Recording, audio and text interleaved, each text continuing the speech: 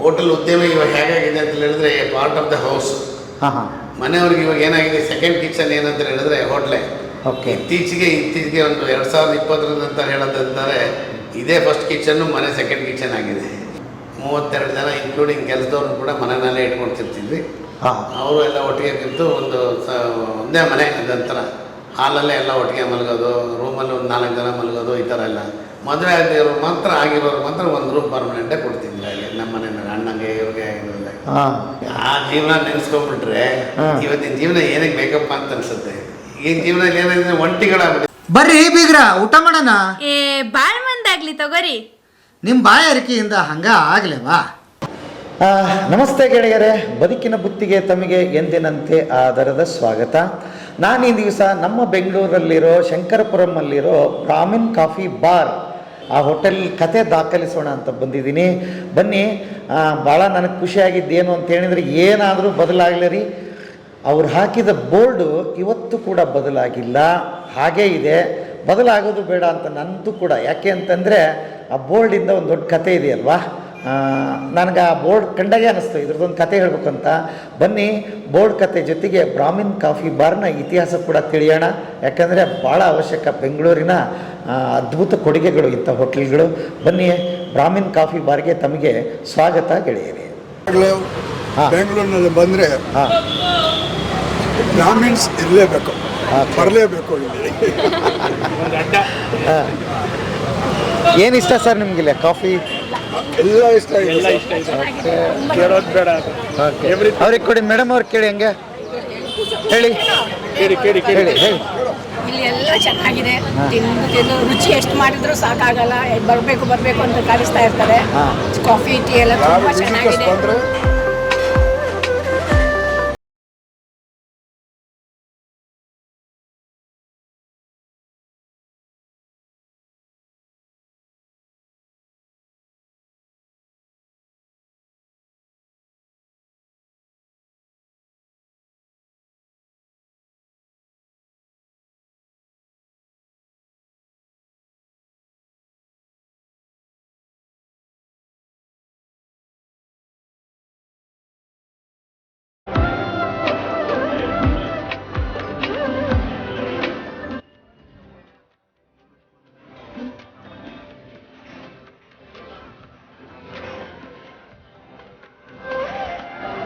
Sir ನಮಸ್ತೆ. ನಮಸ್ಕಾರ sir, ತಮ್ಮ ಹೆಸರು? ನನ್ನ ಹೆಸರು ರಾಧಾಕೃಷ್ಣ ಅಡಿಗ ಅಂತ. ಬ್ರಾಹ್ಮಿನ್ಸ್ ಕಾಫಿ ಬಾರು 1965ನೇ ಇಸ್ವಿ ಜನವರಿ 27 ನಮ್ಮ ತಂದೆಯವರು ಆರಂಭ ಮಾಡಿದ್ರು. ಆವಾಗ ನಂಗೆ 1 ವರ್ಷ 5 ತಿಂಗಳಿತ್ತು. ಸೊ ಅದೇ ಒಂದು ನಮ್ಮ ತಂದೆಗೆ ಬದುಕಿಗೆ ದಾರಿ ಮಾಡಿಕೊಟ್ಟಿರೋಂಥ ಒಂದು ಹೋಟೆಲ್ಲು. 1932ನೇ ಇಸ್ವಿನಲ್ಲಿ ಬೆಂಗಳೂರಿಗೆ ಅವರು ಸ್ಥಳಾಂತರ ಆಗಿ ಬರ್ತಾರೆ, ಉಡುಪಿ ಜಿಲ್ಲೆಯಿಂದ, ಕುಂದಾಪುರದಿಂದ. ಸೊ ಸ್ಟಾರ್ಟಿಂಗ್ನಲ್ಲಿ ಅವರಿಗೆ ಸಿಕ್ಕಾಪಟ್ಟೆ ಕಷ್ಟಗಳೆಲ್ಲ ಬಂದಿದೆ. ಒಂದು ಪುರೋಹಿತಿಕೆ ಮಾಡ್ಕೊಂಡು ಒಂದು ಕಡೆ ಕೆಲಸ ಮಾಡ್ಕೊಂಡಿದ್ರು, ಜಡ್ಜ್ಗಳ ಮನೆಯಲ್ಲಿ ಅಡುಗೆ ಕೆಲಸ ಮಾಡ್ಕೊಂಡಿದ್ರು. ಇನಿಷಿಯಲಿ 1956ನೇ ಇಸ್ವಿನಲ್ಲಿ MTR ಅಲ್ಲೂ ಒಂದು ಸ್ವಲ್ಪ ದಿವಸ ಕೆಲಸ ಮಾಡಿದ್ದಾರೆ. ಸೊ ಹಾಗೆ ಎಲ್ಲ ಕೆಲಸನೆಲ್ಲ ಕಲ್ತ್ಕೊಂಡು ಜೀವನಕ್ಕೆ ಅಂತ ಫಸ್ಟು ಸಿಟಿ ಇನ್ಸ್ಟಿಟ್ಯೂಟ್ನಲ್ಲಿ ಒಂದು ಸಣ್ಣ ಕ್ಯಾಂಟೀನ್ ಮಾಡ್ಕೊಳ್ತಾರೆ. ಎಲ್ಲಿ? City institute, Bangalore city institute ಅಂತ. ಅದು ಈಗ 100 ವರ್ಷದ ಮೇಲೆ ಆಗಿದೆ ಇನ್ಸ್ಟಿಟ್ಯೂಟ್. ಇಲ್ಲೇ ಚಾಮರಾಜಪೇಟೆಲ್ಲೇ ಇದೆ. ಸೊ ಅಲ್ಲಿ ಒಂದು ಸಣ್ಣದಾಗಿ ಒಂದು ಕ್ಯಾಂಟೀನ್ ಮಾಡ್ಕೊತಾರೆ. ಕಾರಣಾಂತರಗಳಿಂದ ಅಲ್ಲೂ ಅವ್ರಿಗೆ ಏನು ಪಿಕಪ್ ಆಗಲ್ಲ. ಅದಾದಮೇಲೆ ಇನ್ನೊಂದು 2 ಹೋಟ್ಲು ಮಾಡ್ತಾರೆ ಚಾಮರಾಜಪೇಟೆನಲ್ಲಿ, ಅಲ್ಲೂ ಏನು ಏಳಿಗೆ ಆಗಲ್ಲ. ಕಡೆಗೆ ಇದೊಂದು ಸಣ್ಣ ಕಾರ್ ಗರಾಜ್ನಲ್ಲಿ ಬಿಲ್ಡಿಂಗ್ ಓನರು ಒಂದು ಸಣ್ಣದೊಂದು ಹೋಟ್ಲು ಮಾಡಬೇಕು ಅಂತ ರೆಡಿ ಮಾಡಿ ಇಟ್ಕೊಂಡಿದ್ರು. ಆವಾಗ ನಮ್ಮ ತಂದೆಯವ್ರನ್ನ ಕೇಳ್ಕೊಂಡಾಗ ಅವರು ಅದನ್ನು ಅವಕಾಶ ಮಾಡಿಕೊಡ್ತಾರೆ. ಆವತ್ತಿಂದ ಜನವರಿ 27ನೇ ತಾರೀಕು 1965ರಲ್ಲಿ ಈ ಸಣ್ಣದಾಗಿ ಒಂದು ಕಾಫಿ ಮತ್ತು ಒಂದು ಬಿಸ್ಕತ್ತು ಬನ್ನು ಅಂತ ಅಂದ್ಕೊಂಡು ಆ ಥರದಲ್ಲೇ ಒಂದು ಹೋಟ್ಲು ಸ್ಟಾರ್ಟ್ ಮಾಡ್ತಾರೆ. ನಮ್ಮ ತಂದೆ ಹೆಸರು KV ನಾಗೇಶ್ವರರಾವ್ ಅಂತ. ಅವರು 2004ರಲ್ಲಿ ತೀರೋಗ್ತಾರೆ. ಈಗ ನಮ್ಮ ತಾಯಿಯು ಅದನ್ನು ನೋಡ್ಕೊಂಡು ಹೋಗ್ತಾಯಿದ್ರು. ಅವರು ಈಗ ಹೋಗಿ ಒಂದು 3 ವರ್ಷ ಆಯಿತು. KN ಸರಸ್ವತಿ ಅಂತ. ಈ ಹೋಟ್ಲಿಗೆ ಇಡೀ ಫ್ಯಾಮಿಲಿ ಮೆಂಬರ್ಸು, ನಾವು 8 ಜನ ಮಕ್ಕಳು, ಅವ್ರ ತಂದೆ ತಾಯಿ, ಆಲ್ಮೋಸ್ಟ್ ಎಲ್ಲರೂ ಈ ಹೋಟ್ಲಿನಲ್ಲಿ ಪಾರ್ಟಿಸಿಪೇಟ್ ಮಾಡಿ ಅವರು ಕೆಪಾಸಿಟಿ ತಕ್ಕಂತೆ ಏನೇನು ಹೆಲ್ಪ್ ಮಾಡ್ಬೋದು ಅದನ್ನು ಮಾಡ್ಕೊಂಡು ಹೋಗಿದ್ದಾರೆ. 8 ಜನ ಮಕ್ಕಳನ್ನ ಇಡೀ ಒಂದು ಚಿಕ್ಕ ಹೋಟ್ಲಲ್ಲಿ ಓದಿಸಿದೆ ಮಾಡಿ. ಆವತ್ತಿನ ಪರಿಸ್ಥಿತಿಗೆ 8 ಜನ ಮಕ್ಕಳು ಇದ್ದಾಗ ಒಂದು ಜೀವನಕ್ಕೆ ಒಂದು ಹೊತ್ತು ಊಟಕ್ಕೆ ಭಾಳ ಕಷ್ಟ ಆಗಿತ್ತು. ಒಂದು ಮತ್ತೆ ಪುರೋಹಿತಿಕೆ ಹಾಗೆ ಮಂತ್ರಾಲಯ ಕಲ್ತಿದ್ದರಿಂದ ಪುರೋಹಿತಿಕೆ ಮಾಡಿಕೊಂಡು ಎಲ್ಲನೂ ಮ್ಯಾನೇಜ್ ಮಾಡ್ಕೊಂಡು ಹೋಗ್ತಾಯಿದ್ರು. ಅಂಥ ಪರಿಸ್ಥಿತಿನಲ್ಲಿ ಈ ಜಾಗ ಸಿಕ್ಕಿದೆ ಅವರಿಗೆ. ಜಾಗ ಸಿಕ್ಕಿದಾಗ ಇದರಲ್ಲಿ ಬರೀ ಒಂದು ಕಾರ್ ಗರಾಜು 9.5 ಅಡಿ ಅಗಲ, 17 ಅಡಿ 27 ಅಡಿ ಉದ್ದ. ಆ ಜಾಗದಲ್ಲಿ ಈ ಹೋಟ್ಲನ್ನ ಆರಂಭ ಮಾಡಿದ್ದು ನಾವು. ಬಹುಶಃ ಆ ಬೋರ್ಡ್ ಬರ್ಸಿದ್ದು ಇವತ್ತು ಅಳಿಸಿಲ್ಲ, ಅದೇ ಬೋರ್ಡ್ ಅದು. ಅದೇ ಬೋರ್ಡ್ ಆವತ್ತು ಮೊದಲನೇ ದಿವಸ ಏನು ಬೋರ್ಡ್ ಬರ್ತಿದ್ವಿ ಅದೇ ಬೋರ್ಡ್ ಇವತ್ತಿನವರೆಗೂ ಹಾಗೆ ಇದೆ. ಅದೊಂಥರ ಸೆಂಟಿಮೆಂಟಲ್ ವ್ಯಾಲ್ಯೂ. ಬಂದವರೆಲ್ಲ ಬೋರ್ಡ್ ಬರ್ಸ್ರಿ ಅಂತ ಕೇಳ್ತಾರೆ. ನಮ್ಮ ಹೋಟ್ಲಿಗೆ ಬೋರ್ಡಿನ ಅವಶ್ಯಕತೆ ಇಲ್ಲ, ಜನ ಬರ್ತಾರೆ ಸಾಕು ಅಂತ ನಾನು ಹೇಳೋದು ಯಾವಾಗ. ಅದಕ್ಕೆ ನನಗೂ ಅದ್ರ ಬಗ್ಗೆ ತುಂಬ ಅಟ್ಯಾಚ್ಮೆಂಟ್ ಇದೆ. ಹಾಗಾಗಿ ಅದಕ್ಕೆ ಏನು ಮಾಡ್ಲಿಕ್ಕೆ ಇಷ್ಟಪಡೋದಿಲ್ಲ. ಕೆಲವರು ಹೇಳ್ತಾರೆ ಇನ್ನೊಂದು ಬೋರ್ಡ್ ಪಕ್ಕದಲ್ಲಾರು ಬರ್ಸಿ ಅಂತ.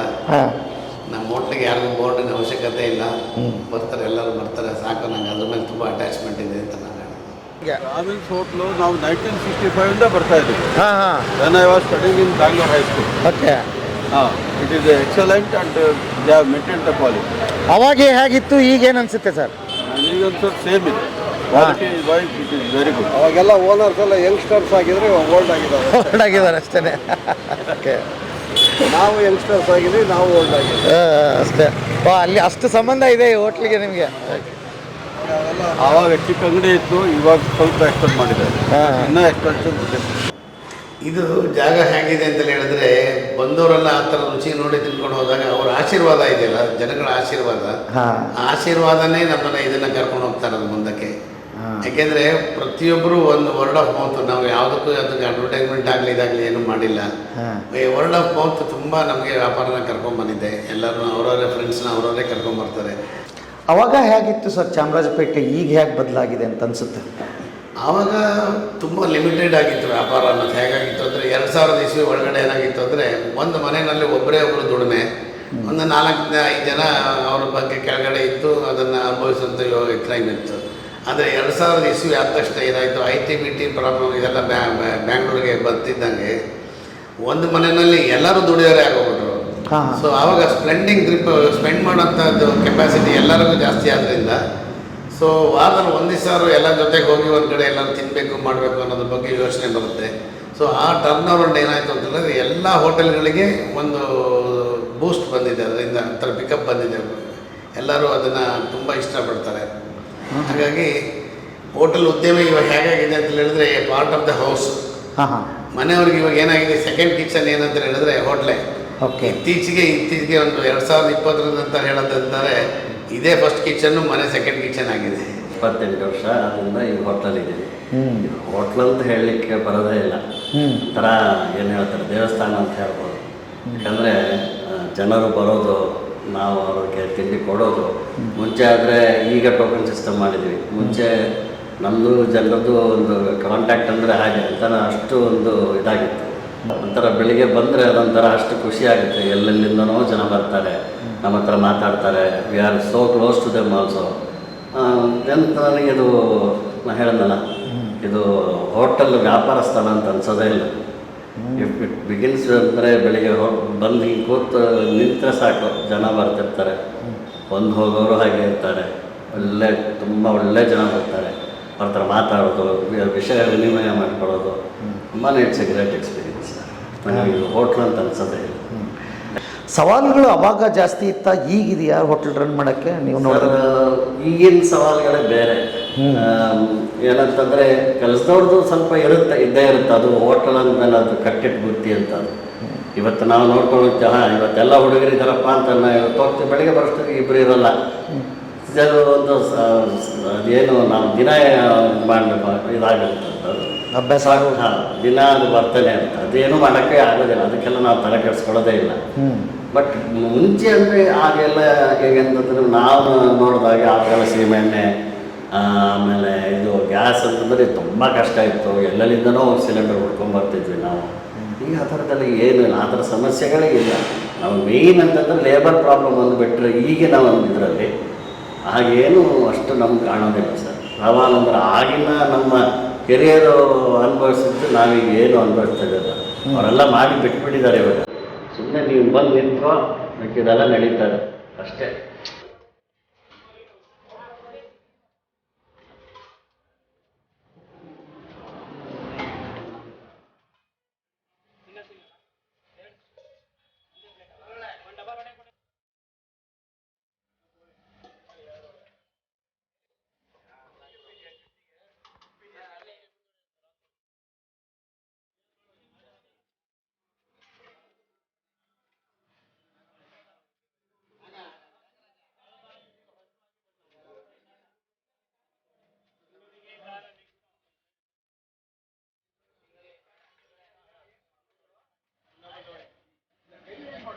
ಈ ಹೋಟೆಲ್ನಲ್ಲಿ ಎಲ್ಲರದ್ದು ಪಾರ್ಟಿಸಿಪೇಷನ್ ತುಂಬ ಚೆನ್ನಾಗಿದೆ. ಅದರಲ್ಲೂ ನಮ್ಮ ದೊಡ್ಡಣ್ಣ ಶಂಕರನಾರಾಯಣ ಅಡಿಗ ಅಂತ ಅವರು ಈ ಹೋಟ್ಲಿಗೆ ತುಂಬ ಕಾಂಟ್ರಿಬ್ಯೂಟ್ ಮಾಡಿದ್ದಾರೆ. ಈಗ ಅವ್ರ ಮಕ್ಕಳು ಕೂಡ ಬಂದು ಇದರಲ್ಲಿ ಭಾಗಿಯಾಗಿದ್ದಾರೆ. ಅವರಿಗೆ 76 ವರ್ಷ. ಅವರಿಂದ ಈ ಹೋಟ್ಲಿನಲ್ಲಿ ಆ ಕ್ಲೀನ್ಲಿನೆಸ್ ಆಗಿರ್ಬೋದು, ಶಿಸ್ತಿರ್ಬೋದು, ಹುಡುಗರಿಗೆ ಕಲಿಸಿರೋಂಥ ಕೆಲಸ ಆಗಿರ್ಬೋದು, ಅವೆಲ್ಲ ತುಂಬ ಚೆನ್ನಾಗಿ ಅವ್ರು ಹೇಳ್ಕೊಂಡು ಮಾಡ್ಕೊಂಡು ಹೋಗಿದ್ದಾರೆ. ಅವರು ತಳಹದಿನಲ್ಲಿ ಮಾರ್ಗದರ್ಶನದಲ್ಲಿ ನಾವೆಲ್ಲ ಹಾಗೆ ಕಂಟಿನ್ಯೂ ಮಾಡ್ಕೊಂಡು ಬಂದಿದ್ದೀವಿ. ಈಗ ನಾನು ಇದನ್ನು ನೋಡ್ಕೊಂಡು ಹೋಗ್ತಾ ಇದ್ದೀನಿ. ಅವನಿಗೆ ರಿಟೈರ್ಡ್ ತೊಗೊಂಡಿದ್ದಾನೆ. ನಿರಂತರವಾಗಿ ಹಾಗಾದರೆ ಎಷ್ಟು ವರ್ಷ ಆಯ್ತು ಈಗ ಇದಕ್ಕೆ? ಇದು 59 ವರ್ಷ ಆಗಿ ಈಗ 60ನೇ ವರ್ಷಕ್ಕೆ ಕಾಲಿಟ್ಟಿದ್ದೀವಿ. ನೋಡಬೇಕು. ಇದೇ ಬಿಲ್ಡಿಂಗು? ಇದೇ ಬಿಲ್ಡಿಂಗು, ಚೇಂಜ್ ಆಗೇ ಇಲ್ಲ. ಮುಂಚೆ ಏನಾಗಿತ್ತು ಅಂದರೆ ಬಿಲ್ಡಿಂಗ್ ಓನರ್ ಮನೆ ಇತ್ತು. ಆ ಮನೆಯವರು ನಮಗೆ ಬಿಟ್ಕೊಟ್ಟಾಗ ಸ್ವಲ್ಪ ಹೋಟ್ಲು ದೊಡ್ಡದು ಆಯಿತು. 11 ವರ್ಷದಿಂದ ಹಿಂದೆ ಈಗ ಇದು ಹೋಟ್ಲು ದೊಡ್ಡದಾಗಿದೆ. ಈಗ ಅವನ ಅಣ್ಣನ ಮಗನೂ ಇರ್ತಾನೆ, ನನ್ನ ಮಗಳು ಪಾರ್ಟಿಸಿಪೇಟ್ ಮಾಡಿದ್ದಾಳೆ. ಅವಳು ಒಂದು MBA ಮಾಡಿ ಒಂದು ಕಂಪ್ನಿ IBM ಕೆಲಸ ಮಾಡ್ತಾಯಿದ್ಲು.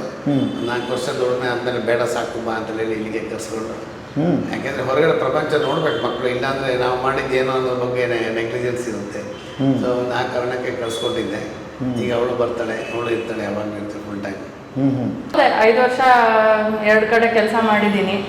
ಅಲ್ಲಿಂದ ಆಮೇಲೆ ಯಾರು ದಿವಸ ಅಷ್ಟು ದೂರ ಹೋಗಿ ಬೇರೆಯವ್ರಿಗೆ ಕೆಲಸ ಮಾಡ್ಬಾರದು ಅಂತ ಅನ್ನಿಸ್ತು.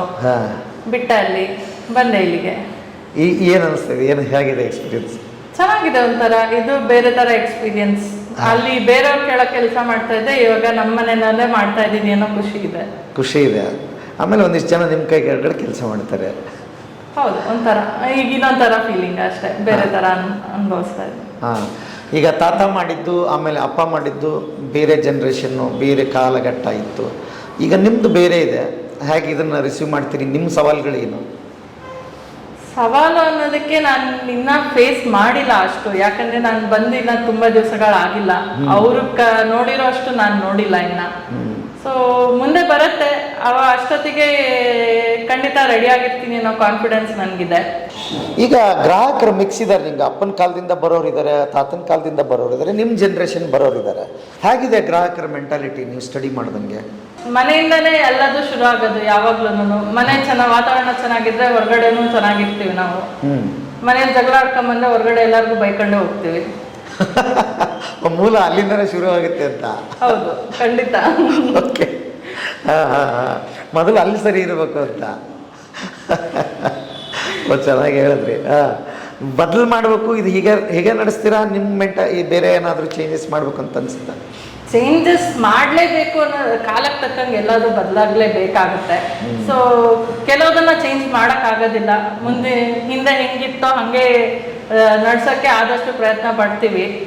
ಬಟ್ ಆದ್ರೂ ಕೆಲವು ಚೇಂಜಸ್ ತರಲೇಬೇಕಾಗುತ್ತೆ. ತರ್ತೀವಿ ಅವಾಗ ಕಾಲಕ್ಕೆ ತಕ್ಕಂಗೆ ತರೋದು. ಅಪ್ಪ ಅಮ್ಮನ ಬಗ್ಗೆ ಏನು ಹೇಳ್ತೀರಿ?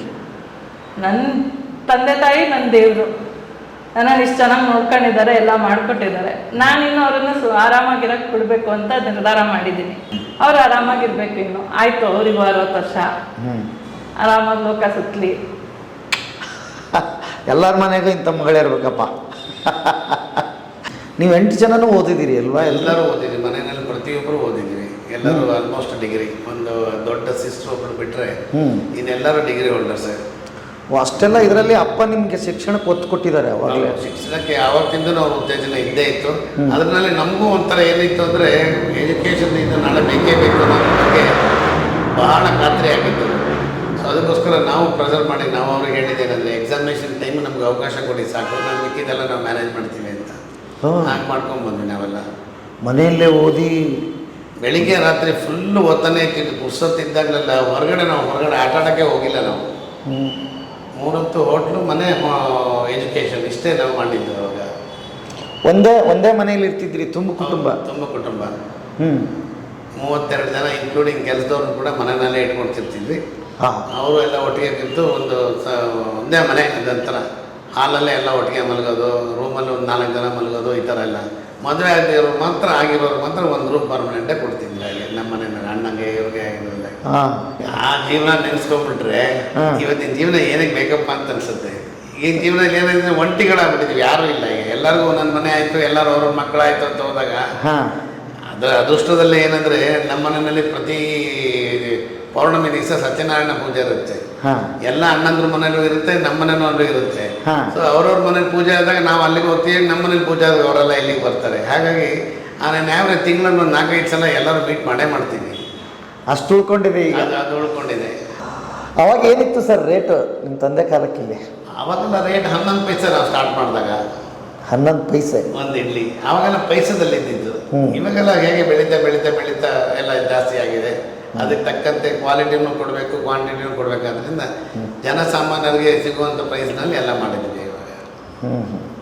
ತುಂಬ ಜನ ಉಡುಪಿ ಹೋಟೆಲ್ಸು ಅಂತ ಶುರುವಾಗಿದೆ. ಉಡುಪಿಯಿಂದ ಈ ಜರ್ನಿ ಹೇಗೆ ಶುರುವಾಯಿತು ಸರ್? ಯಾಕೆ ಉಡುಪಿಯವ್ರು ಹಿಂಗೆ ಬಂದರು? ಉಡುಪಿನಲ್ಲಿ ಏನಾಗ್ತಿತ್ತು ಅಂದರೆ ಆವಾಗಿನ ಕಾಲದಲ್ಲಿ ಎಲ್ಲರ ಮನೆಯಲ್ಲೂ ಮಕ್ಕಳುಗಳು ಜಾಸ್ತಿ. ಮಕ್ಕಳು ಜಾಸ್ತಿ ಇದ್ದಾಗ ಏನಾಗ್ತಿತ್ತು ಅಂದರೆ ಬೆಂಗಳೂರಿಗೆ ಮೈಗ್ರೇಟ್ ಆಗಿ ಕೆಲಸಕ್ಕೆ ಅಂತೇಳಿ ಬರೋರು. ಯಾಕೆಂದರೆ ಅಲ್ಲಿ ಎಜುಕೇಷನ್ ಇರಲಿಲ್ಲ ಯಾರು. ಎಜುಕೇಷನ್ ಇಲ್ಲದೆ ಬಂದರೆ ಆ್ಯಕ್ಚುಲಿ ಬಂಡ್ಸು ಇವರೆಲ್ಲ ಜಾಸ್ತಿ ಬೆಂಗಳೂರಿಗೆ ಬಂದಿದ್ದು ಮತ್ತು ಬಾಂಬೆಗೆಲ್ಲ ಹೋದರು ಮೈಗ್ರೇಟ್ ಆದವರು. ಆವಾಗಿನ ಕಾಲದಲ್ಲಿ ಅವರಿಗೆ ಕೆಲಸ ಕಲಿಯೋಕ್ಕೆ ಅವಕಾಶ ಸಿಕ್ಕಿ ಅದನ್ನು ಎಕ್ಸ್ಪೀರಿಯೆನ್ಸ್ ಮಾಡಿಕೊಂಡು ಈಗ ಎಲ್ಲರೂ ಹೋಟ್ಲು ತೆಗಿತಾ ಇದ್ದಾರೆ. ಯಾಕೆ 4 ಜನ 5 ಜನ ಪಾರ್ಟ್ನರ್ ಆಗಿಬಿಟ್ಟು ಎಲ್ಲ ಮಾಡಿ ಓಪನ್ ಮಾಡಿ ತೆಗಿತಾ ಇದ್ದಾರೆ. They are all failed in Udupi, they are all successful other than Udupi.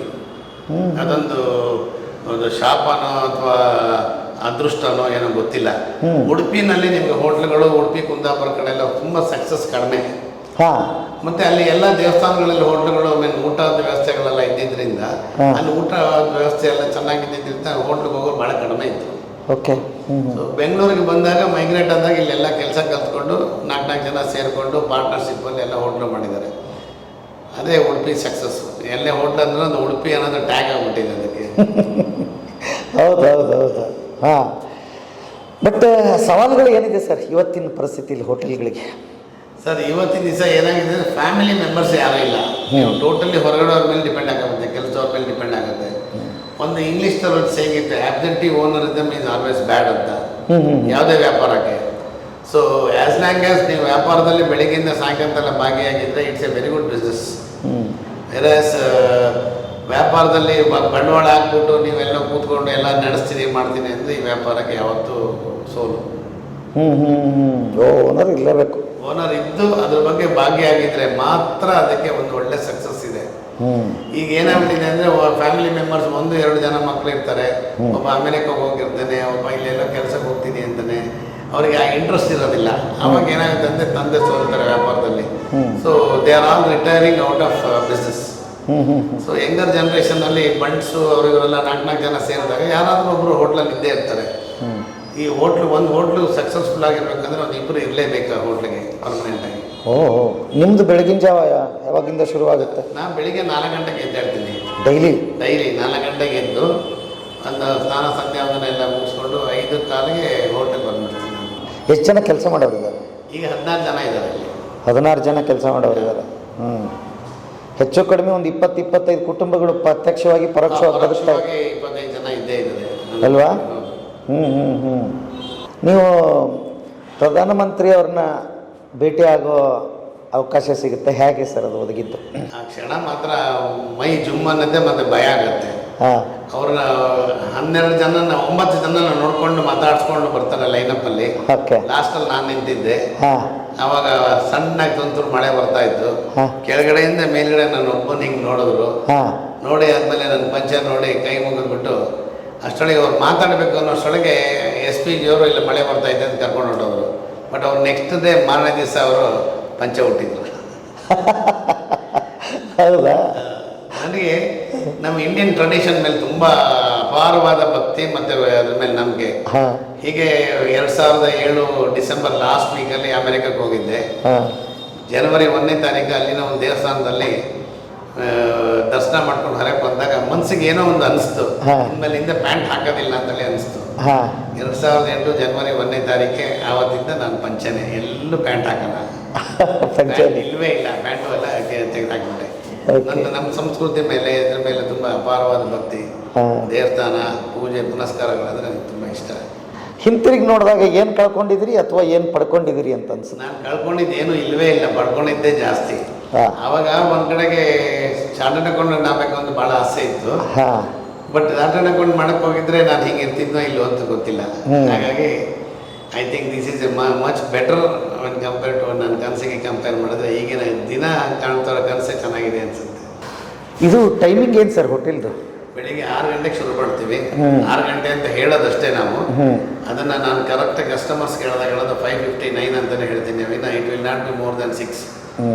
6 ಗಂಟೆ ಅಂತ ಒಂದು ದಿವಸ ಇಲ್ವೇ ಇಲ್ಲ. 5 ಗಂಟೆ ಒಳಗಡೆನೆ 6 ಗಂಟೆ ಒಳಗಡೆನೆ 5:50 5:55 ತೆಗೆದುಬಿಟ್ಟಿರ್ತೀನಿ. ಮತ್ತು ನಮ್ಮಲ್ಲಿ ಒಬ್ಬರು ಫಸ್ಟ್ ಕಸ್ಟಮರ್ ಒಬ್ಬರು ಲಾಸ್ಟ್ 40 ಇಯರ್ಸಿಂದ ಒಬ್ಬರೇ ಕಸ್ಟಮರ್, ಚಂದ್ರಶೇಖರ್ ಅಂತ. ಫಸ್ಟ್ ಕಸ್ಟಮರ್ ಅವರು ಅವರಿಗೆ ಫಸ್ಟ್ ಟೋಕನ್ ನಾನು ಕೊಟ್ಬಿಟ್ಟೆ ಬೇರೆಯವ್ರಿಗೆ ಕೊಡೋದು. ಏನು ಅದ್ಭುತ ಸರ್ ಇದು. ಅದ್ಭುತ ಅಂದರೆ ಹೇಳಿದ್ರೆ ಅವ್ರು ಇಲ್ಲೇ ಮುಂಚೆ ಚಾಮರಾಜಪೇಟೆಲ್ಲೇ ಇದ್ದವರು ಈಗ ಗಿರಿನಗರ ಶಿಫ್ಟ್ ಆಗಿದ್ದಾರೆ. ಅಲ್ಲಿ 5 ಗಂಟೆಗೆ ಮನೆ ಬಿಟ್ಟು ಬಸ್ ಹಿಡ್ಕೊಂಡು ಇಲ್ಲಿ ಬಂದು ಇಳಿದ್ಬಿಟ್ಟು ಈ ಕಡೆ ಬರ್ತಾರೆ. ಬಂದು ಪ್ರಾರ್ಥನೆ ಮಾಡ್ಕೊಂಡು ಮುಂದೆ ನಿಂತಿರ್ತಾರೆ. ಫಸ್ಟ್ ಒಳಗೆ ಬಂದಾದ್ಮೇಲೆ ಟೋಕನ್ ತೊಗೊಂಡಾದ್ಮೇಲೆ ದೇವರ ಕೈ ಮುಗಿದು ಪ್ರಾರ್ಥನೆ ಮಾಡಿ ಕಾಫಿ ತೊಗೊತಾರೆ. ಅವರ ಒಂದು ಆಶೀರ್ವಾದ ನಮಗೆ ಯಾವಾಗಲೂ ನಿರಂತರವಾಗಿದೆ. ಅವರು ಗಿರಿನಗರದಿಂದ ಇಲ್ಲಿಗೆ ಬರ್ತಾರೆ. 86 ವರ್ಷ ಅವರಿಗೀಗ. ನನ್ನ ಹೆಸರು ಚಂದ್ರಶೇಖರ್ ರಾವ್. ನಾನು ಚಾಮರಾಜಪೇಟೆಯಲ್ಲಿ 40 ವರ್ಷದಿಂದ ಇದ್ದೀನಿ ಅಲ್ಲೇ.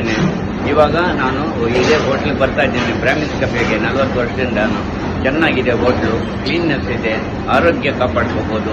ಇಲ್ಲಿ ಟೋಕನ್ 40 ವರ್ಷದಿಂದ 45 ವರ್ಷದಿಂದ ಅವರೇ ಕೊಡ್ತಾರೆ, ಯಾರಿಗೂ ಕೊಡಲ್ಲ. ನನಗಷ್ಟು ಮರ್ಯಾದೆ ಕೊಟ್ಟು ಕಾಪಾಡ್ತಾ ಇದ್ದಾರೆ. ನನಗೂ ಅಷ್ಟೇ ಅಭಿಮಾನ ಇದೆ ಹೋಟ್ಲ್ ಮೇಲೆ. ಬರ್ತಾ ಇದ್ದೀನಿ, ಹೋಗ್ತಾ ಇದ್ದೀನಿ. ಸರ್, ಮಾತು ಅವ್ರ ಜೊತೆ ನಡೆಯುವಂಥದ್ದು ಮತ್ತು ಆ ನಗುಮುಖ ಏನೇ ಫೇಲ್ಯೂರ್ ಆಗಲ್ಲ ನಿಮಗೆ. ಎಂಥವನಾದ್ರೂ ಸಕ್ಸಸ್ ಅದು. ಆ ನಿಮ್ಮ ನಗು ಇದೆಯಲ್ಲ, ಆ ನಗುನೇ ನಿಮಗೆ ಸಕ್ಸಸ್ಸು. ಯಾವಾಗ ಒಳ್ಳೆ ಏನೋ ತಲೆ ಮೇಲೆ ಆಕಾಶ ಬಿದ್ದವ್ರ ಥರ ಇರೋದು. ನಾನು ಬಂದು ಕೆಲವು ಕಸ್ಟಮರ್ಸ್ಗೆ ಹೇಳಿದ್ರು, ರೀ ನಗರಿ ಸ್ವಲ್ಪ, ಏನು ಕಳ್ಕೊಳ್ಳಲ್ಲ, ನಗರಿ ಏನದು, ತಮಾಷೆ ಮಾಡ್ತಾ ಇರ್ತೀನಿ. ಎಲ್ಲವನ್ನ ಮರೆತು ಬೆರೆತು ಬಿಡೋದು. ಮತ್ತು ಇವತ್ತಿನ ಹೊಸ ಹುಡುಗರು ಬರ್ತಾರಲ್ಲ, ಅವ್ರಿಗೆ ಏನು ಪಾಠ ಹೇಳ್ತೀರಿ? ಒಂದು ಕಾಂಪಿಟೇಷನ್ ಮಾಡಬಾರ್ದು. ನಾನು ಹೇಳೋದಂತಂದ್ರೆ ನಿನ್ನ ಸ್ಟ್ರೆಂತ್ ಏನೋದನ್ನ ನೀನು ತೋರಿಸ್ಬೇಕೆ ವಿನ ಪಕ್ಕದವನ ಮೇಲೆ ನೀನು ಕಾಂಪಿಟೇಷನ್ ಮಾಡ್ತೀನಿ ಅನ್ನೋದು ಹೋದರೆ ಅದು ಫೇಲ್ಯೂರೇ. ಅದಕ್ಕೆ ನಾವು ಸಣ್ಣ ಎಕ್ಸಾಂಪಲ್ ಏನು ಕೊಡ್ತೀವಿ ಅಂದರೆ, ಲೈಟ್ ಹುಳ, ಮಿಂಚು ಹುಳ ಇರುತ್ತೆ, ಲೈಟ್ ಸುತ್ತಾನೇ ಇರುತ್ತೆ, ಅದು ಬೀಳೋದದೇ, ಲೈಟ್ಗೆ ಏನೂ ತೊಂದರೆ ಆಗಲ್ಲ.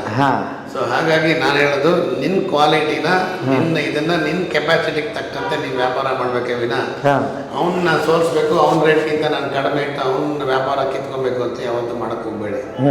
ಎರಡನೇದು, ರೇಟಲ್ಲಿ ನೀವು ಕಾಂಪಿಟೇಷನ್ ಮಾಡಿ ವ್ಯಾಪಾರದಲ್ಲಿ ಗೆಲ್ಲಕ್ಕೆ ಸಾಧ್ಯನೇ ಇಲ್ಲ. ಹಾಗಾಗಿ ನೀನು ಒಳ್ಳೆ ಕ್ವಾಲಿಟಿ, ಒಳ್ಳೆ ಇದು ಕೊಡಬೇಕು ಅನ್ನೋಂಗಿದೆ ಇದು ಮಾಡಬೇಕು. ವ್ಯಾಪಾರದಲ್ಲಿ ಎಥಿಕ್ಸ್ ಅನ್ನೋದು ತುಂಬ ಇಂಪಾರ್ಟೆಂಟು, ಅದನ್ನ ಇಟ್ಕೊಂಡೇ ಇರಬೇಕು. ಆ ಎಥಿಕ್ಸ್ ಇಲ್ಲದೆ ನೀನು ವ್ಯಾಪಾರ ಮಾಡಿದ್ರೆ ಏಕ್ದಮ್ ದುಡ್ಡು ಮಾಡ್ಬೋದು, ಆದರೆ ನಾಳೆ ದಿವಸ ಅಷ್ಟೇ ವಾಪಸ್ ಹೊಡಿತದೆ ವ್ಯಾಪಾರದಲ್ಲಿ. ಜೀವನದಲ್ಲಿ ಯಾವತ್ತಾರು ಒಂದು ಗುರಿ ಇಟ್ಕೊಂಡು ಅದನ್ನ ಸಾಧನೆ ಮಾಡೋಕ್ಕೆ ಪ್ರಯತ್ನ ಪಡಿ, ಇಷ್ಟೇ ನಾನು ಸಕ್ಸಸ್ ಆಗುತ್ತೆ ಅಂತ ಹೇಳ್ತೀರಿ. ಅಪ್ಪ ಅಮ್ಮ ನಿಮ್ಮ ಸಕ್ಸಸ್ ನೋಡಿ ಏನಂದ್ರು ಸರ್? ಅಪ್ಪ ಅಮ್ಮ ನಮ್ಮ ಸಕ್ಸಸ್, ನಾನು ತುಂಬ ಸಕ್ಸಸ್ ಆಗಿರೋದನ್ನು ನೋಡೋಕ್ಕಿರಲಿಲ್ಲ. ಅಮ್ಮ ಮಾತ್ರ ಇದ್ದರು. ಅಪ್ಪ ಚಿಕ್ಕಂದರೆ ಅವ್ರಿಗೆ 87ನೇ ವಯಸ್ಸಲ್ಲಿ ತೀರೋದ್ರು.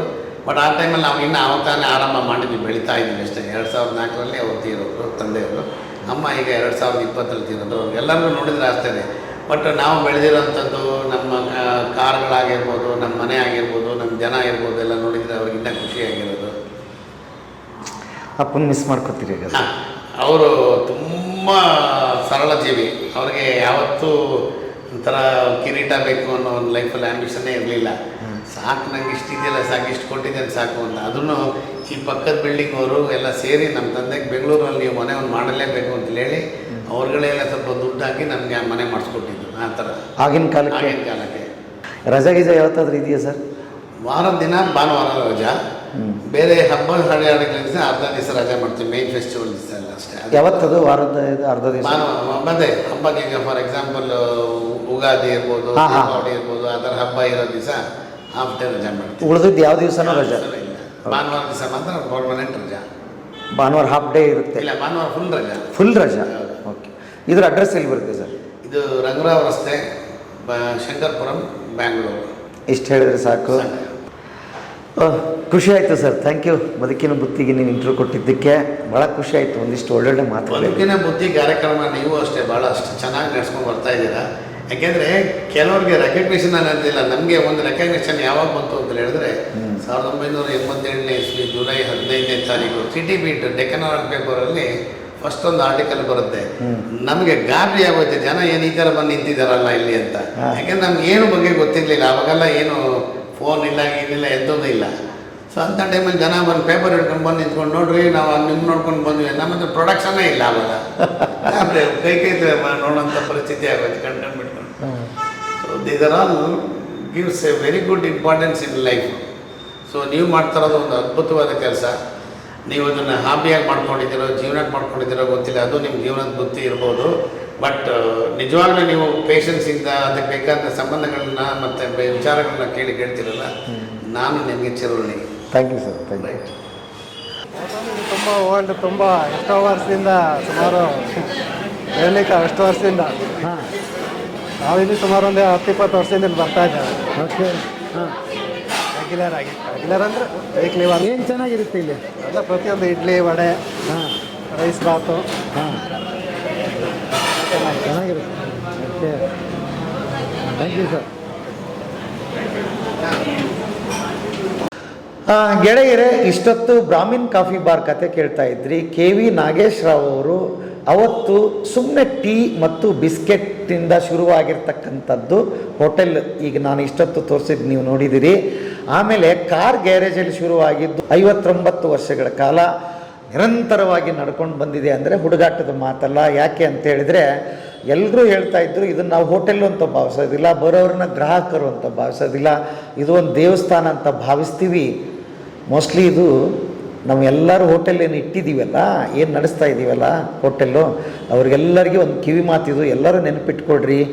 ಯಾರೇ ಹೋಟೆಲ್ ಎಲ್ಲೇ ಮಾಡ್ತಾಯಿದ್ರು, ಬರೀ ಹೋಟೆಲ್ ಅಂತಲ್ಲ, ಯಾವ ಬಿಸ್ನೆಸ್ ಮಾಡಿದರೂ ಕೂಡ ಈ ಭಾವ ಇದ್ದರೆ 100 ವರ್ಷ ಅದು ನಡೆಯೋದರಲ್ಲಿ ಸಂದೇಹ ಇಲ್ಲ. ನೋಡ್ರಿ, ಒಬ್ಬರು ಗ್ರಾಹಕರು ಚಂದ್ರಶೇಖರ್ ಅಂತ, ಹ್ಯಾಟ್ಸಾಪ್ ಅವ್ರಿಗೆ ಇಲ್ಲಿಂದಾನೆ. ಯಾಕೆ ಅಂದರೆ ನಿರಂತರವಾಗಿ ಒಂದು ಹೋಟೆಲ್ಗೆ ಮೊದಲನೇ ಗ್ರಾಹಕರು ಅವರೇ. 40 ವರ್ಷದಿಂದ ಅವ್ರಿಗೆ ಟೋಕನ್ ಕೊಟ್ಟ ನಂತರನೇ ಇನ್ನೊಬ್ರಿಗೆ ಮತ್ತೆ ಶುರುವಾಗುತ್ತೆ ಅನ್ನೋದು ಎಲ್ಲೋ ಸಿನಿಮಾದ ಕತೆ ಕೇಳ್ದಂಗೆ ಇರ್ಬೋದು. ಬಟ್ ಇದು ನಿಜ. ಅಯ್ಯೋ ಅದ್ಭುತಪ್ಪ, ನನಗೆ ಕೇಳಿ ಹಿಂಗೆ ಸಂಬಂಧ ಇಟ್ಕೊಂಡಿರ್ತಾರೆ. ಯಾವುದೇ ಒಂದು ಅದು ಬರೀ ಕಾಫಿ ಮಾಡ್ತಾರೆ, ಅಲ್ಲಿ ಇಡ್ಲಿ ಮಾಡ್ತಾರೆ, ಚಟ್ನಿ ಮಾಡ್ತಾರೆ ಅಂತ ಅಲ್ಲ ರೀ. ಎಲ್ಲಾದರೂ ಒಂದು ಹೋಟೆಲ್ ನಡಿಬೇಕಂದ್ರೆ ಭಾವನಾತ್ಮಕ ಸಂಬಂಧಗಳನ್ನ ಹೊಂದಿರ್ತಾರೆ. ಹಾಗಾಗಿ ಹೋಟೆಲ್ ನಿರಂತರ ನಡೆಯೋದಕ್ಕೆ ಸಾಧ್ಯ ಆಗಿದೆ. ಇದನ್ನು ನಾವು ನೀವು ಎಲ್ಲರೂ ಹಾಗೇನಾದರೂ ಬಿಲ್ಡ್ ಮಾಡ್ತೀವಿ ಅನ್ನೋದು ನೀವೇನಾದರೂ ಇದ್ರೆ ಗೆದ್ರಿ ಅಂತ ಲೆಕ್ಕ. ರಾಧಾಕೃಷ್ಣ ಅಡಿಗ ಅವರು ಒಂದು ಮಾತು ಹೇಳ್ತಿದ್ರು, ನೀವು ನಕ್ಕೊಂತ ಮಾತಾಡಿದರೆ ಏನು ಬೇಕಾದರೂ ಗೆಲ್ಬೋದು ಪ್ರಪಂಚದಲ್ಲಿ ಅಂತ. ಇಲ್ಲ ಅಂತಂದರೆ ನೀವು 108 ಸಮಸ್ಯೆಗಳನ್ನ ಗ್ರಾಹಕನ ಮೇಲೆ 108 ತಲೆಯಲ್ಲಿ ನೀವೇ ಇಟ್ಕೊಂಡು ಕೂತ್ಬಿಟ್ರೆ ಪಾಪ ಅವ್ನು ಬಂದು ಇಡ್ಲಿ ತಿಂದು ಹೋಗೋದಾದ್ರೆ ಯಾಕೆ? ಅವ್ನು ವೆಲ್ಕಮ್ ಮಾಡಿಕೊಂಡು ಬರ್ತಾ ಬನ್ನಿ ಸರ್, ಏನು ಬೇಕಿತ್ತು, ನಿನ್ನೆ ಯಾಕೆ ಬರಲಿಲ್ಲ, ಯಾಕೆ ಬಂದ್ರಿ, ಈ ಥರದ್ದು ಸಂಬಂಧಗಳು ಏನಿದೆಯಲ್ಲ ಗ್ರಾಹಕರ ಜೊತೆ, ಅದು ತುಂಬ ದಿವಸ ಅದು ನಿಮ್ಮನ್ನು ತುಂಬ ಎತ್ತರಕ್ಕೂ ಕೂಡ ಕರ್ಕೊಂಡೋಗುತ್ತೆ, ತುಂಬ ದಿವಸ ಬಾಳಿಸುತ್ತೆ ಕೂಡ. ಹಾಗಾಗಿ ಇಂಥ ತುಂಬ ಜನ ಹೋಟೆಲ್ಗಳು ಮರೆ ಆಗ್ತಿದೆ. ಇಂಥ ಬ್ರಾಹ್ಮಿನ್ ಕಾಫಿ ಬಾರನ್ನ ನಾವು ಎಲ್ಲರೂ, ನಮ್ಮ ಆಸ್ತಿ ಇದು ಅವರ ಆಸ್ತಿ ಅಲ್ಲ. ಶುರು ಮಾಡಿದಾಗ ಅವರ ಆಸ್ತಿ ಆಗಿತ್ತು. ಯಾಕಂದರೆ ನಾವು ಅವ್ರನ್ನ ಯಾಕ್ರಿ ಸಾಹೇಬ್ರೆ ತೆಗೆದಿಲ್ಲ ಅಂತ ಕೇಳೋ ಮಟ್ಟಿಗೆ ಗ್ರಾಹಕರೇ ಬಂದಿದ್ದಾರೆ. ಕಾರಣ ಏನು ಅಂತೇಳಿದರೆ, ಬಿಸ್ನೆಸ್ ನೋಡ್ರಿ ಹೇಗಿರುತ್ತೆ ಅಂದರೆ, ಮೊದಲು ನಮ್ಮ ಸಲುವಾಗಿ ಮಾಡ್ತೀವಿ, ಹೊಟ್ಟೆಪಾಡಿಗೆ ಮಾಡ್ತೀವಿ, ದುಡ್ಡಿಗೆ ಮಾಡ್ತೀವಿ. ಆಮೇಲೆ ಕೊನೆಗೆ ಎಲ್ಲಿಗೆ ನಿಲ್ಲುತ್ತೆ ಅದು ಅಂದರೆ ಗ್ರಾಹಕರಿಗೋಸ್ಕರ ಮಾಡಲೇಬೇಕಾಗುತ್ತೆ. ನಿಮ್ಮ ಕಷ್ಟ ಸುಖ ಹೇಳ್ಬೇಡ್ರಪ್ಪ, ಮೊದಲು ಹೋಟೆಲ್ ಬಾಗಿಲು ತೆಗೀರಿ ಅನ್ನೋ ಪರಿಸ್ಥಿತಿಗೆ ಬಂದುಬಿಡುತ್ತೆ. ಹಾಗಾಗಿ ಇಂಥ ಹೋಟೆಲನ್ನು ನಾವು ನೀವು ಸೇರಿ ಕಾಪಾಡಬೇಕಾಗಿದೆ. ಹಾಗಾಗಿ ನನಗಂತೂ ಮಾಡಿ ಭಾಳ ಖುಷಿ ಆಯಿತು. ಬರೀ 4 ಟಿಫನ್ ಇಲ್ಲಿ ಸಿಗೋದು, ಇಡ್ಲಿ, ವಡೆ, ಚಟ್ನಿ, ಉಪ್ಪಿಟ್ಟು, ಕೇಸರಿ ಬಾತ್, ಇಷ್ಟು ಅದ್ಭುತವಾಗಿರುತ್ತೆ. ಅದರಲ್ಲಿ ಎರಡೇ ಮಾತೇ ಇಲ್ಲ. ಹೊಸ ಜನ್ರೇಷನ್ಗೆ ಹೇಳ್ತಾ ಇದ್ದೀನಿ, ಹಳಬರಿಗೆ ಎಲ್ರಿಗೂ ಗೊತ್ತು ಬಿಡ್ರಿ.